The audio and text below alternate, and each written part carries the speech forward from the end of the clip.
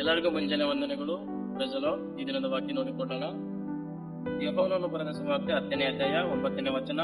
ನಾನೇ ಆ ಬಾಗಿಲು, ನನ್ನ ಮುಖಾಂತರವಾಗಿ ಯಾವನಾದರೂ ಒಳಗೆ ಹೋದರೆ ಸುರಕ್ಷಿತವಾಗಿದ್ದು ಒಳಗೆ ಹೋಗುವನು, ಹೊರಗೆ ಬರುವನು, ಮೇವನ್ನು ಕಂಡುಕೊಳ್ಳುವನು.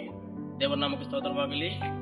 ಬಾಗಿಲು ಯೇಸು ಸ್ವಾಮಿಯೇ ನಮಗೆ ಬಾಗಿಲಾಗಿದ್ದಾರೆ. ಆದ ಕಾರಣ ನಾವು ಒಳಗೆ ಹೋಗುವುದಾದರೆ ಕಷ್ಟ ಸಂಕಟಗಳಿಂದ ಬಿಡುಗಡೆ ಆಗಿ ನಾವು ನಿತ್ಯ ಜೀವಕ್ಕೆ ಬಾಧ್ಯರಾಗುತ್ತೇವೆ. ಆದ ಕಾರಣ ನಾವು ನಮ್ಮಲ್ಲಿರುವಂತಹ ಎಲ್ಲ ಲೋಕದಾಸೆ ಎಲ್ಲವನ್ನು ಬಿಟ್ಟು ನಾವು ಬಾಗಿಲ ಕಡೆಗೆ ಹೋಗುವುದಾದರೆ ನಮಗೆ ರಕ್ಷಣೆ ಉಂಟೆಂಬುದಾಗಿ ವಾಕ್ಯ ತಿಳಿಸುತ್ತದೆ. ದೇವರು ಈ ವಾಕ್ಯವನ್ನು ಆಶೀರ್ವದಿಸಲಿ. ಪ್ರಾರ್ಥನೆ ಮಾಡಿಕೊಳ್ಳೋಣ.